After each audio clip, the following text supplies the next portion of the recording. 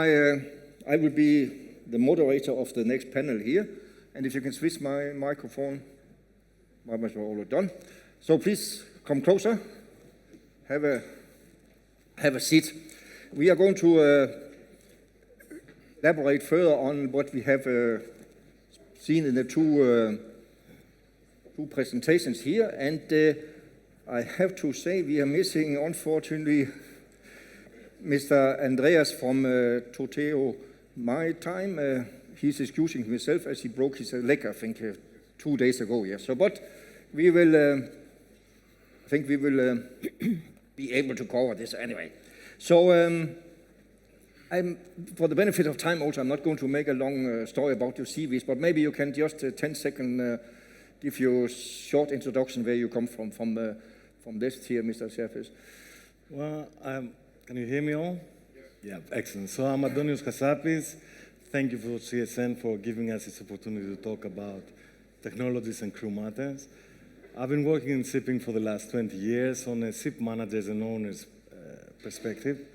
I have a technical background, started my career as a technical superintendent before moving into commercial, compliance, and now the position of general manager, forming together with the owner the strategies of the company and also overlooking the operations department.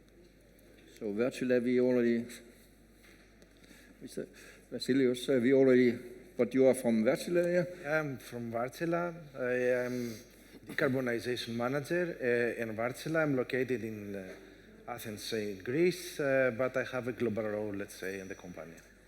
And Amalia, Marcou? Yes, good afternoon. I'm Amalia. I am the crew director of Manager-Enesel Dry here in Athens. Okay, and yeah, Nick, you already met. We just met. But I like to start from that end, actually, Nick, and go a little bit in at the end at your presentation there. But so here are sitting 250, 300 crew managers. So what are they going to do tomorrow when we are finished with all this? What is their, more specific, what is their role, you think, in the future? Do you take all the manual planning away from them, and how do you see their role will be in this? I think it's a really good question, and probably the best way that I can address that is by looking at the work that we did with the crew matrix planning for a Japanese customer operating 35 chemical tankers. And the experience that they had is they freed up the team of 3 people that were running this process because they, as a business model, they prefer to stay a small company. They want to redeploy those experienced superintendents onto more valuable projects around some of the new buildings that they've got coming into the company with some of the new fuel and ESG regulations. And so, the question that they asked us was, can you automate this process? This isn't actually providing any value. We need to get this right. Yes. It's critical to the business. We've got to be compliant. But if these guys could be doing something more valuable, that would be better for us. And so, it's still the case that all of the data that we deliver and the planning that we deliver is reviewed and approved by the crew operators and managers working in the company. But there's not a scenario where, people have been replaced by that technology. And, to be honest, one of the criteria that we put down in the proposal was that, look, we are going to get you to, an 85% accuracy rate by the time we deliver the product. And by the time we we will then build it to 95% accuracy, but you should always expect that there is a human in the loop. It will still be, so what you're saying actually in conclusion maybe is a little bit that many of the routine jobs will be done and the crew managers will do more high value jobs, so to say, yeah? I think it's just the administration that maybe doesn't really provide the value. It. So if we move on to the other end of the panel here, Mr. Antonis, you are from Minerva Ship Management, and you are managing many bulk carriers, I understand, yeah? Yes, indeed. And when we talk about all this, it's always, I'm thinking, we are building ships today which are lasting for the next 15 years, and how are we going to, so there will be, I think there will be a big gap in the future. New buildings on the market which have all these technologies, and there's 15, maybe some ships even 20 years here.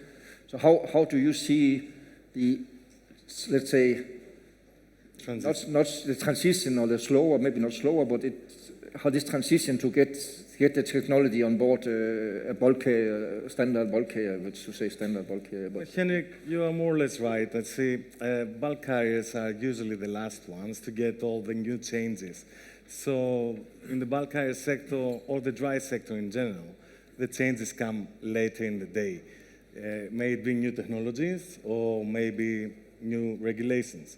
I think somebody mentioned here that dry BMS is a new regulatory framework coming to the bulk sector. yes, So it's going to be a difficult compliance road for us. I mean, the wet sector has TMSA and has it for 20 years. The dry sector is now going into baby steps with that. Commercial pressures are there, they're immense, so it needs to be adopted. The problem is that it's an immense change, and coupled with all the technology changes that need to be conducted. I mean, Nick tells us that we need to get trained on artificial intelligence. Vasilios wants to invest in new engines and dual fuel. And we have to also invest in making our procedures better. How does this connect to crewing? Well, we need to retrain all our people in this sector. We need to reevaluate the way we work. We need to have different and upbring our work ethics and bring them up to the standards. if I try to pick up on the crewing part of it, and I will ask Vasilios for Wärtsilä. So you are putting all this on, and you are making your monitoring, or what you call it, support centers ashore and so on. But how do you see the role of a chief engineer or captain on board in 2035 as we are moving on this way? So, at first, regarding the captain, Yeah. I don't think that his role will, let's say, let's put it in another way. I have met a captain on board before 2-3 years, and he told me, I don't feel like a captain. I feel that I am a secretary at the moment. Fulfilling 1,000 of documents every day for many authorities and many responsibilities, and talking all day to the phone with my colleagues in the office. Anyway, I don't think that there will be, how to say, very radical changes in the role of the captain or the chief engineer. What I do see is that they will still be on board.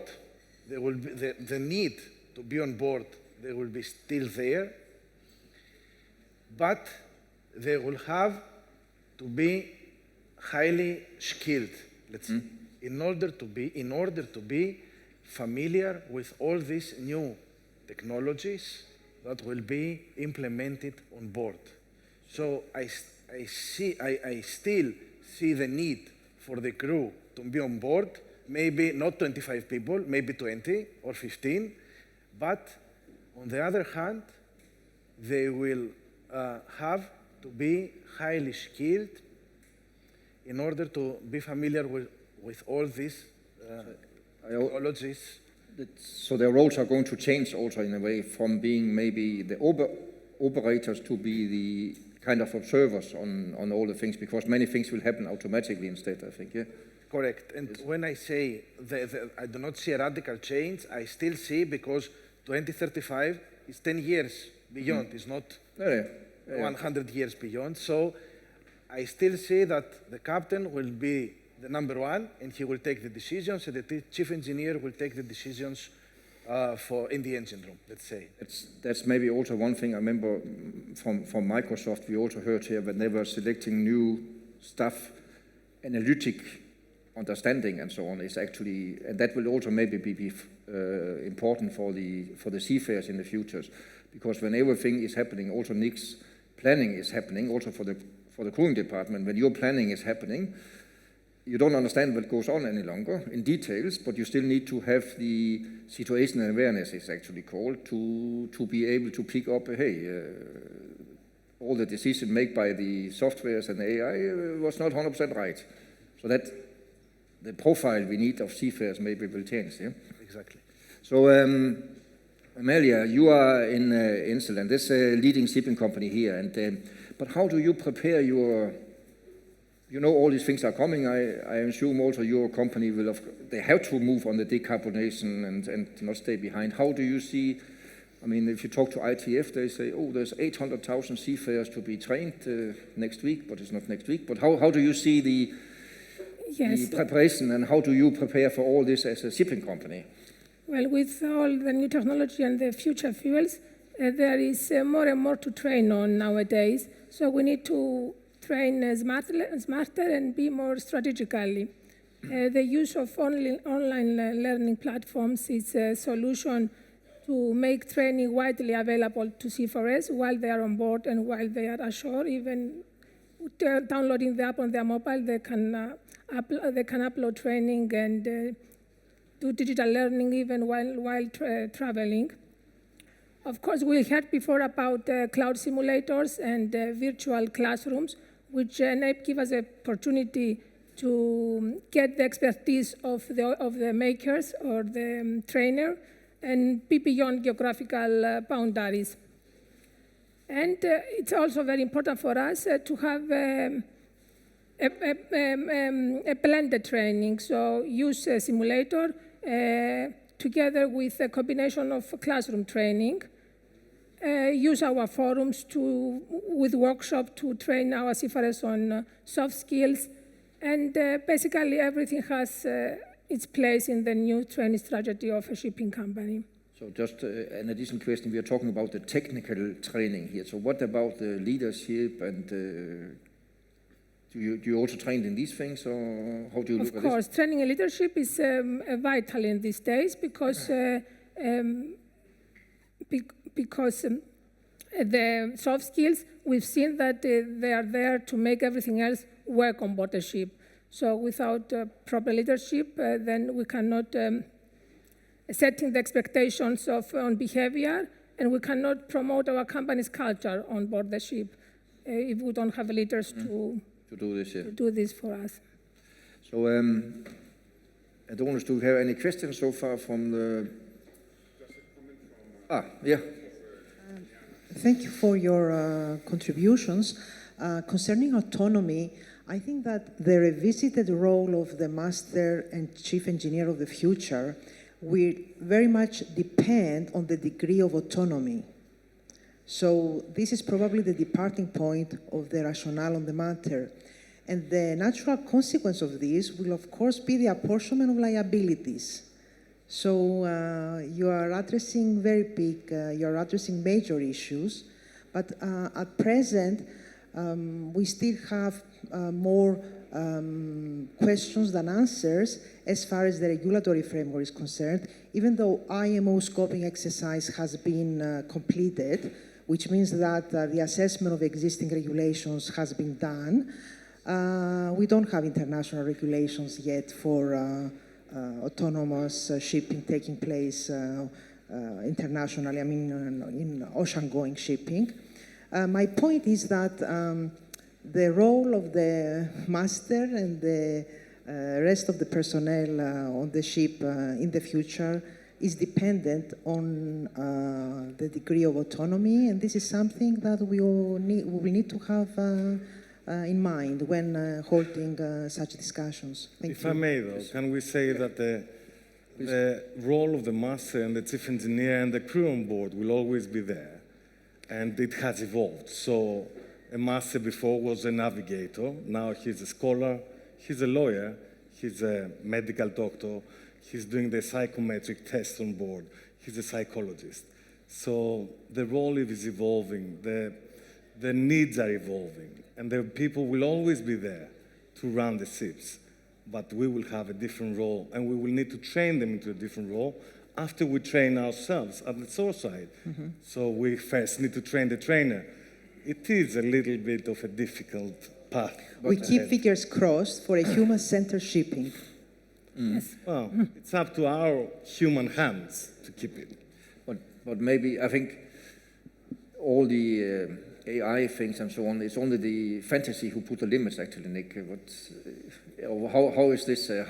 Because you are providing now a product which make the crew planning, or you're working on this at least. But how do you actually? I think this is a question from many of the crew managers here, and everybody know that in the morning the chief needs to fly, yeah, and he's calling and say, or he's not even showing up in the airport, and he's calling and say, my mother is ill, I cannot fly, or whatever, yeah. And how do you build in these last minute emergency things in your planning? And because then when such things like that happens, you have to call another chief engineer, and you cannot just get an email saying you have to go on board now. So how do you? There will still be a human factor, I think. How do you see this? I think that's a really good question, and it's something that we think quite deeply about. And the way that we think about crewing is, in our experience, most of it fits into, a fairly regular workflow. But then when, we think back to crew changes that went bad, or when we've had problems, we magnify them in our minds, even though they may have only happened to maybe 2.5 or 5% of those cases. And so I think, AI is going to deliver latent capacity. If you've got to continue your day-to-day job, and then you've got this crisis, with a, seafarer stuck in Lazaro Cardenas, he's just missed his flight, it's 9 p.m. on a Saturday, and you're busy doing other stuff. You just don't have the latent capacity to lean into to deliver that outcome. Whereas with artificial intelligence, I think what you can expect is with the rest of your workflows becoming automated to some extent, it's going to give you that capacity back. And I want to come back to your earlier question, Henrik, where you asked me about, what are crew managers going to do if they're not doing crew matrix planning? I'd say ask them. What would they rather be doing than crew matrix planning? Because I'm sure there's many things that would give them much greater, impact on the business, impact on the crew lives, and general satisfaction, as opposed to sitting down with an Excel spreadsheet and a grid and 30, 40 different charter requirements to fit the right guy into the right place. Yeah. And I'll come back to your point as well, Vasilios, where I think you described masters saying, look, part of my job now is I'm, a secretary, all this administration, coming on top of me. And, I think the subtext of that communication is that this is work that they maybe didn't realize that they'd have to do when they signed up to be a seafarer. Now they find themselves doing it, and actually they'd rather not. That's exactly the kind of thing that, I'd say, that's the right kind of task, to sit down and find out, okay, what's the 80-20 rule? What 20% of this does the master have to do? And what's the other 80% we can automate to make his life easier? So when we hear all of these new technologies and things and so on, you're not a small company, you're not the biggest mega companies, but how will medium-sized companies deal with this? Is there going to be a consolidation, or how do you see this in? Yeah, so thank you, Henrik, for this question. The principal of the company runs another company which is called Petrofen Research, which is a company that provides pro bono research to the shipping industry for 30 years. It's all to do about finance and about the Greek fleet in general, and the development of the Greek fleet. So within these statistics, we have seen that there is a lot of consolidation happening in the past 25 years, and more predominantly in the last 10 years. So we see that the companies from 1 to 2 vessels are down to less than 200 when they started 400 before. 3 to 4 vessels are also down. 5 to 8 vessel companies are also down. There is a bit of stabilization to medium-sized companies, 8 to 15, but from 15 onwards, we see a slow but steady increase. So what does that mean? That means consolidation, but why? Why is there consolidation? Is it only the economies of scale big ship managers offer, or big ship-owning companies offer? Is it only the finance that is difficult to get hold of for the small companies? Or is it also the regulatory framework and the difficulties we have in crewing and sourcing crewing? I think it's all the above, but the crewing element is coming to become stronger and stronger, and a bigger difficulty. So a small or a medium-sized ship owner will not be able to keep his own pool of crew as easily as he would do a few years before. So what can medium and small ship owners do? Can they say that they abandon the ship management? No, they can use third-party providers. CSN was very kind, and he has the most important third-party service providers here, and the ship owners can actually utilize them. I just wanted to say that we can still manage and crew the vessels, irrespective of the size, but it needs dedication, it needs collaboration, it needs to hear all the speakers here from before and take up all the elements that everybody has said, all the valuable points from this industry or from other industries, and collect them all together. But I just wanted to say that because I feel that I have to speak on the behalf of the ship owners and ship managers now, although I don't really speak on behalf of them, but I have my experiences. I feel that we have a little bit victimized the ship owners and managers of small and medium-sized companies. Let's not forget that the industry was built on the ship owners that had 1 and 2 vessels. In Greece, that was the case. Yes. We all learned from them. We all took their processes and advanced them. And now we have third-party people that have become experts in the field, and they can assist these small or medium-sized owners to upgrade their procedure. Maybe also it's a collaboration, isn't it? I mean, we have third-party companies here that want to source our crew, manage our crew. They want to feed our crew. They want to connect our crew with the internet, and many more. They want to train our crew and everything else. If we move on from this, actually, maybe I heard from somebody else and followed this, that in the future, maybe that will help the small owners, is that we are not going, the ship types and the designs of the ships will be more narrow. There will be few ship types and standard, more like maybe not fully like the airlines where there's an A320 and a Boeing 77, but the things will be more standardized because all this development that Wärtsilä have and the shipyards will have and designers will have, it costs a lot of money. And this has to be spread out on many new buildings to get this. So there will be a more standardized type of ship, like in the airline. It's a little bit, how do you see this also in Wärtsilä? Do you see that there will be few standard types of ships and the ship owners can select this, or do you think still that the ship owner, he can walk in and say, I like the Indians to sit here and this to sit here, and I want this? Yeah, so let's say in Wärtsilä we are traditional engine makers and let's say also technology providers. So to have a clear picture how the design of the ship will be in 10 years or 20 years, let's say we are not the most appropriate person in the market or organization in the market to answer this question. Anyway, from our portfolio,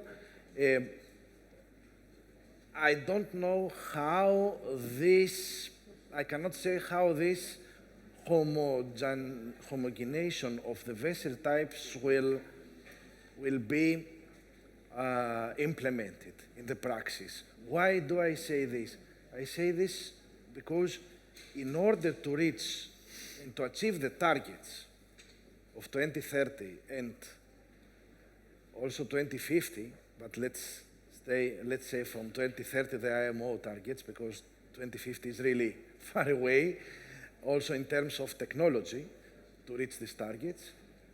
I see, and we in Wärtsilä see that there is no silver bullet, as we mentioned in our presentation. There is no a common approach for a certain vessel type to achieve these targets, which means we have to implement different fuels, different technologies on board, starting from optimized propeller. This is the most common, and considering the not so common at the moment technologies like wind assistance. Yeah. So I do not see how this homogenization of vessel types will be implemented. Okay, this will take time at least, yeah. So the one thing I also heard a few weeks ago is actually that I learned from shipping companies and so on for the decarbonization and the reductions of emissions. actually just by changing crew behavior and how you operate the ships, 10% is already saved somehow, yeah? Now we go on to Amalia again maybe. So this is a little bit about behavior of the crew also and so on. And we also heard from when we had the other panel that behavior is an important thing. And may I ask you how, when you select crew, of course you see that have the certificates and so on, but do you also look at the behavior and how people are, Yes, are acting? Yeah. We do psychometric tests which are based on behavior. So after the selection, once we finalize who will be the candidate, we do the psychometric tests which, as I mentioned, are based on behavior, and we try to analyze the different behaviors on board when under stress or when under field pressure or when, in case of an emergency, of a crisis, how this individual will behave. The reason is not to, is not a go or no go, the results of the test, but it's for us in the office to know how to treat and how to assist this person in a difficult situation.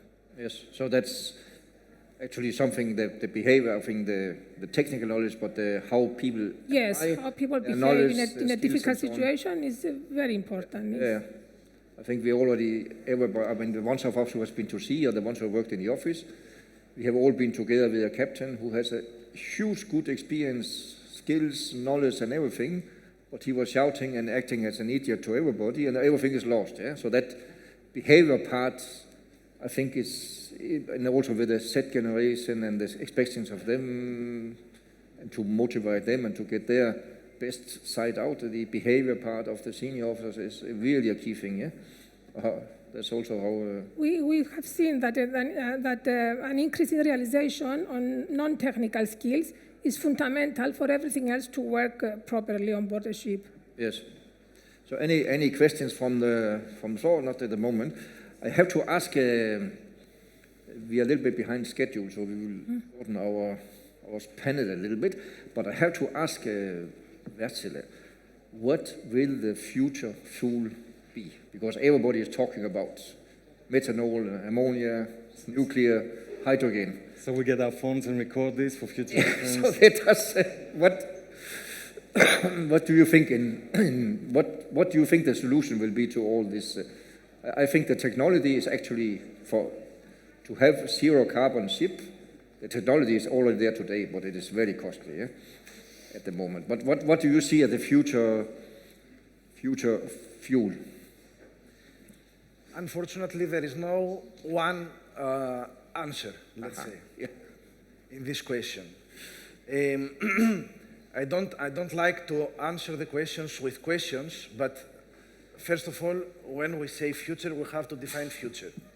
So, for the next 10 years... When we come to the point, we have to have zero emissions. What fuel will we have then? For the next 10 years, for sure, the dominant fuels will be fossil fuels, carbon-based fuels, which means the well-known heavy fuel oil and very low sulfur fuel oil together with LNG.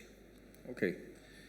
However, the big problem with LNG is that it is not free of carbon. It is not a zero carbon fuel, which means that with this fuel we cannot achieve the targets of either 2030 or, of course, 2050. So, in the next decade, we see, let's say, not the next decade, after 2035, we see that, first of all, methanol will come into play, and also, most probably, ammonia. Regarding ammonia, there are many challenges at the moment, either in the development phase from the engine manufacturers, but the major challenge is that ammonia is toxic.